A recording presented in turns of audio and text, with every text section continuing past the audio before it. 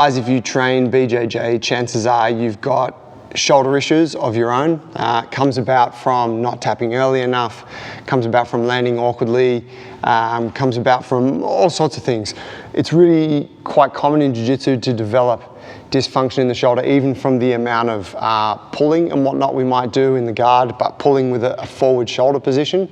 Anyway, at the end of the day, we get quite tight through the chest and we can get quite strong through it all. But what that does is the tightness in the chest will bring the shoulder forward and it will start to give us this kind of grappler's back, which is just bad. It's going to cause injuries down the track. It's going to cause ongoing pain. You might have some shoulder pain of your own. It's going to cause a loss of range of motion.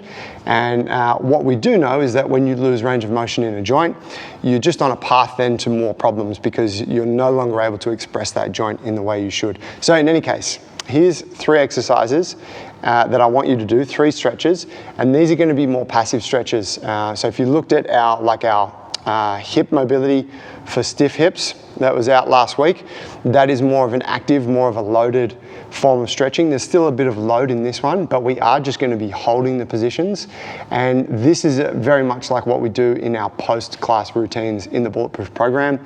The reason we do this stuff at the end of class is because it allows you to down-regulate your nervous system. So you're all jacked up from a heavy training session, not right now because no one's training, but you can remember those times, I'm sure.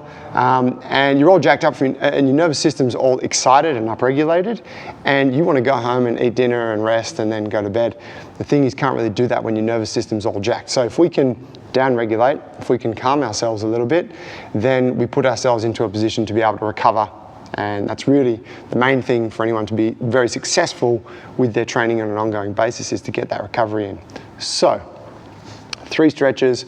We're going to hold them all for a minute. I'm actually going to only hold them for about 30 seconds because I don't want to bore you too much, but I would like you to hold them for a minute. And I'm going to talk to you about what we're doing as we do them, all right? So follow me through. So the first one's going to be a seated shoulder extension, okay? So I'm going to place my hands, I'm just going to run my little timer here, and I suggest you get a timer of your own, or you could use your phone just to keep you accountable to hitting 60 seconds on all of these. So start the timer. Put my hands behind me. Hands are at shoulder width, okay? Now from there, I'm gonna lock my elbows, pull my shoulder blades back and down, and then I'm gonna edge my hips forward, okay?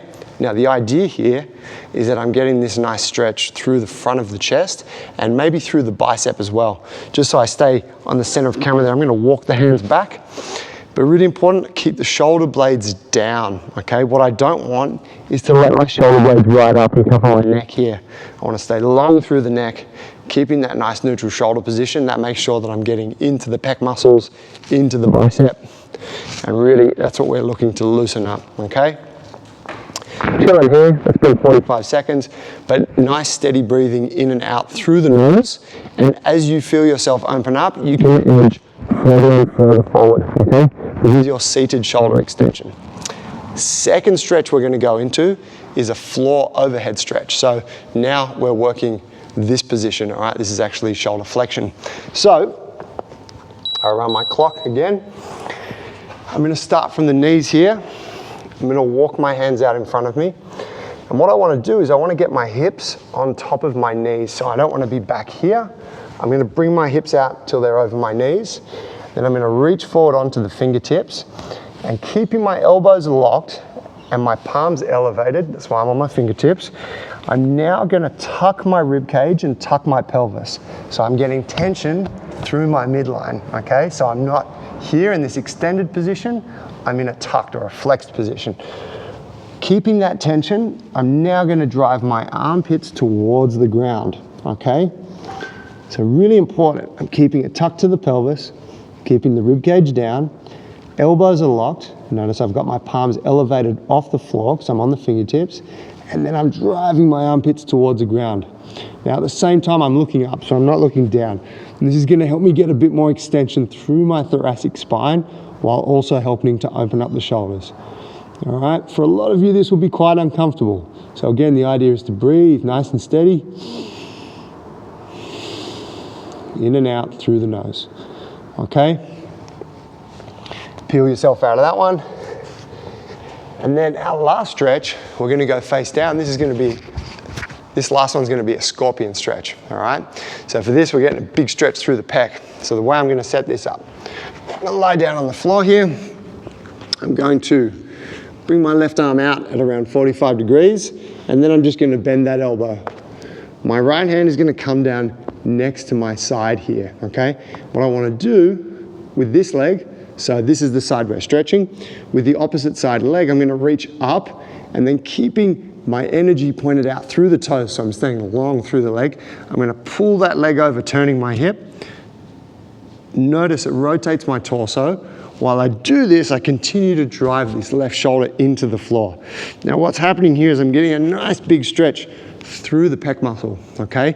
And you can play with this. You can play around with altering the position of this arm to find the best position for you. You might like to vary it a little bit between sets, but the idea here is we're just relaxing into that, not allowing my whole body to turn out like this. I want to try and keep pressing this shoulder towards the floor while using this hand to turn me out. Again, 60 seconds here, and then I'm going to come back and I'm going to switch to the other side and work there. So, that's one round.